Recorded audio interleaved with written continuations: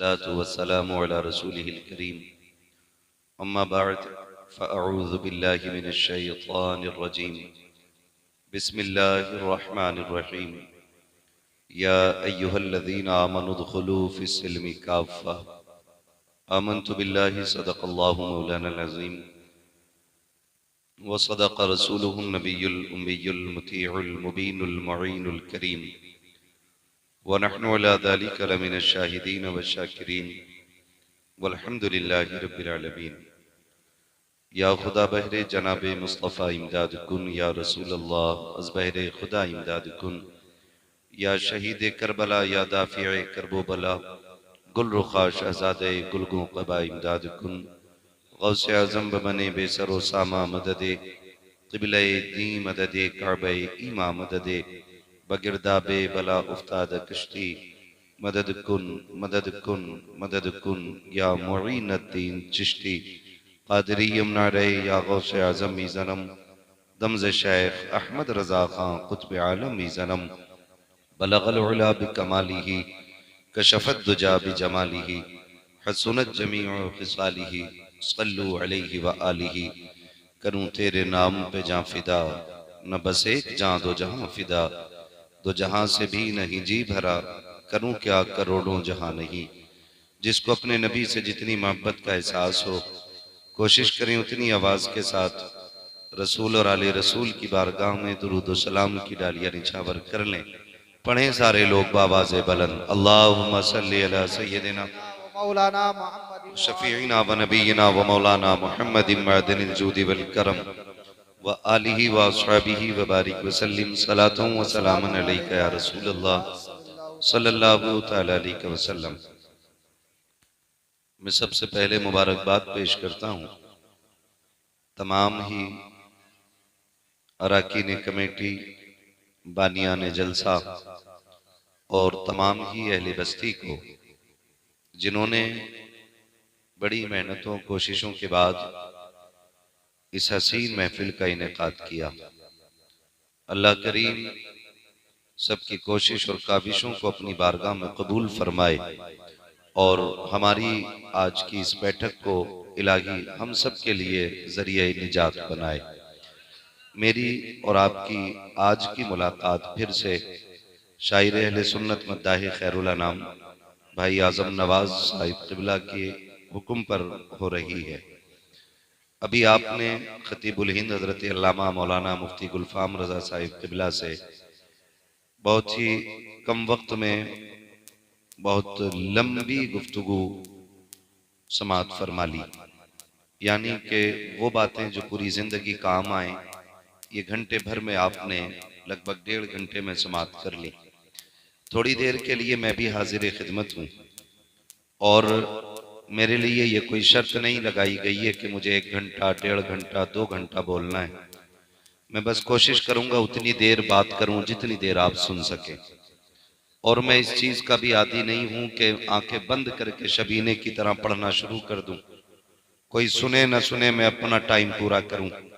मैं समझ सकता हूं कि कितनी मेहनत से ये जलसे होते हैं और आजम भाई और इनके हम उम्र लोगों ने, नौजवानों ने किस मेहनत से इस महफिल को सजाया होगा और शायद और बल्कि यकीनन मकसद यही होगा कि एक ऐसी महफिल सज जाए जिसका फायदा दुनिया में भी हो जाए और आखिरत में भी मिल जाए।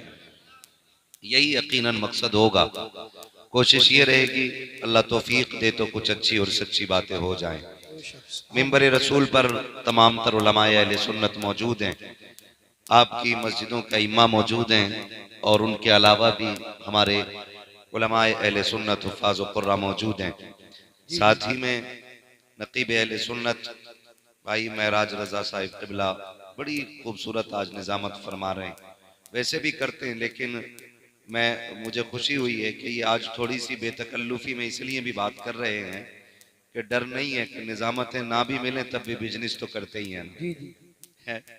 कभी कुछ घपला होता है ना, डर लगता है कि भाई यही धंधा है, अगर छिन गया तो फिर मद्दा पड़ेगा, तो फिर बंदा मुंह देख ही बात करने लगता है। तो खैर सलामत रखे अल्लाह, इनको मजीद बरकतें अता करे। बहुत अच्छी नकाबत फरमा रहे हैं।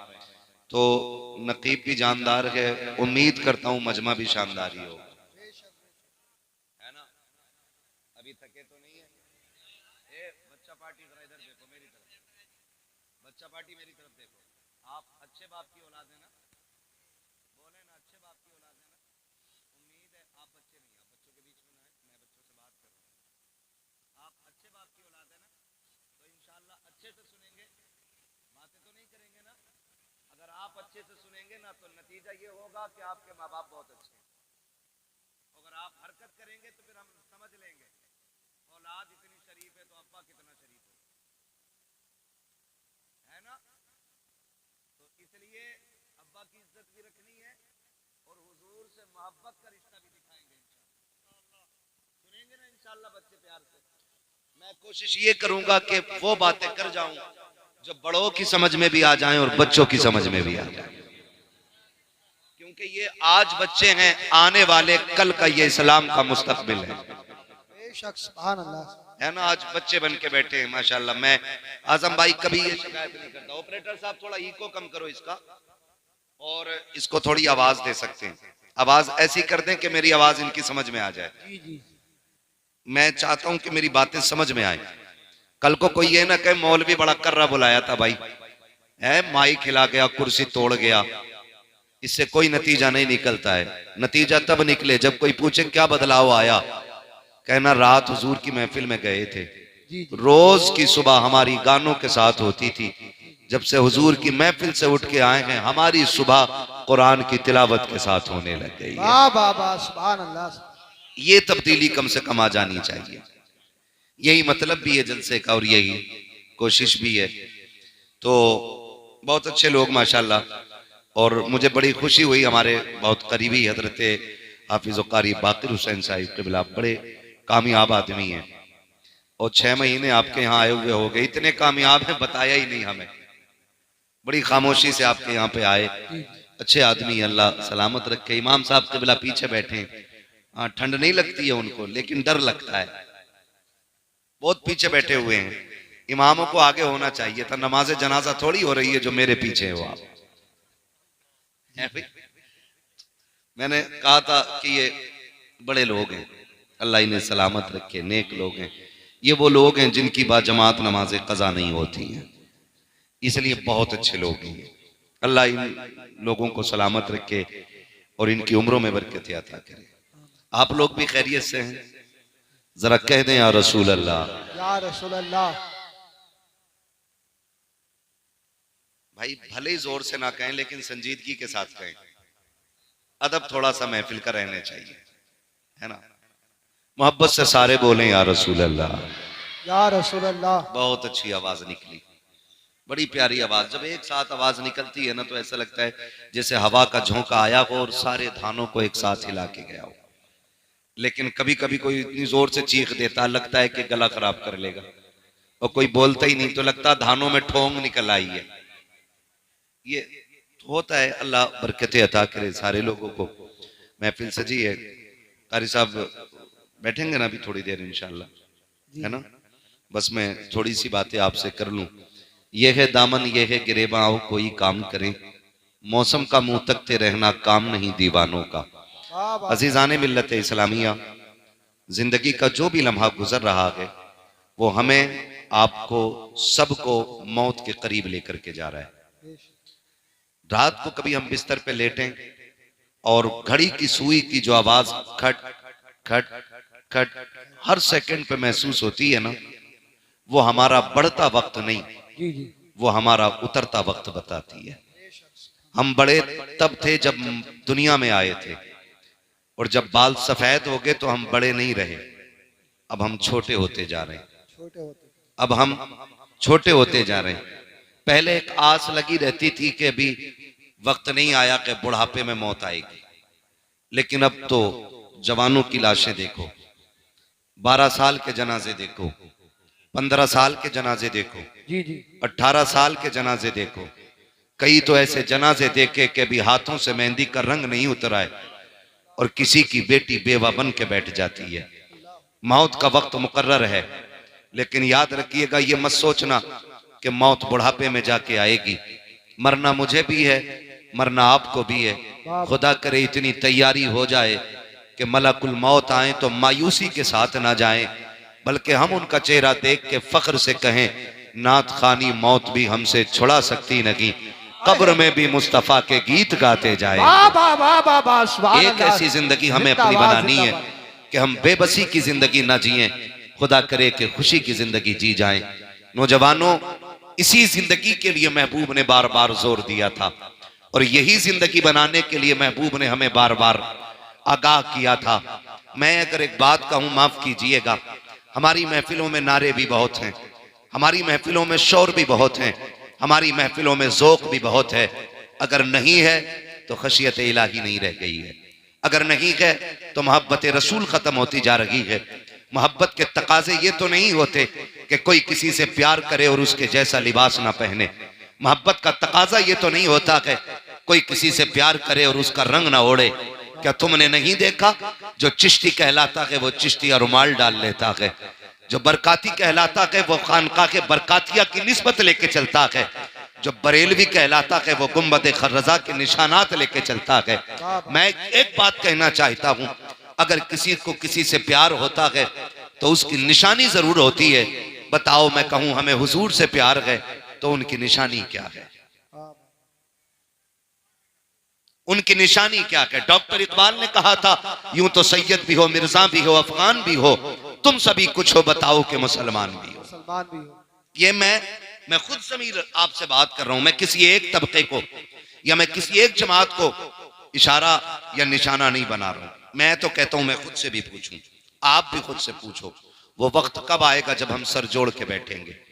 वो दिन कब आएगा जब हमें एहसास होगा अल्लाह हमें हुजूर का बना दे, हमें हुजूर का बना दे, जिस पे बेटा ना हो। वो पीर के पास जाके कह रहा है दुआ करो बाप बन जाऊं, लेकिन कोई ये जाके नहीं कह रहा दुआ करो अल्लाह मुझे आशिक रसूल बना दे।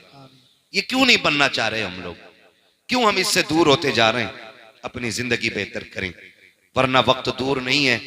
एक दिन आज ऐलान सुनते हैं ना, फलां का इंतकाल हो गया, फलां का हो गया, कहते हैं यार ताज्जुब है, अभी तो मिला था मुझे बाहर, वो तो हलवा बांट रहा था, वो तो प्याली लेके बैठा था, रात तो बातें कर रहा था, इतनी जल्दी कैसे हो गया?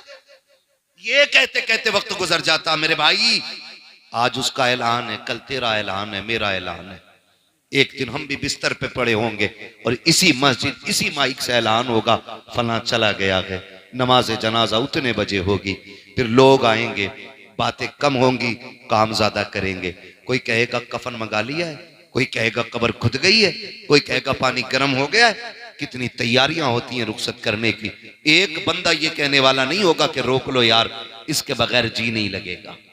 जी जी, एक बंदा ये नहीं कहेगा रोक लो इसके बगैर जी नहीं लगेगा, बैठाओ ना, इसके बगैर मौज नहीं आएगी, इसे रखा रहने दो। हर कोई कहेगा जल्दी करो, कोई चाबी लगाएगा गाड़ी में, कफन लेने मैं जा रहा हूं, कोई कहेगा ठहरो तुम कफन लेने जाओ, मैं तख्ते लेने जा रहा हूं, कोई कहेगा मैं कब्र खोदने जा रहा हूं।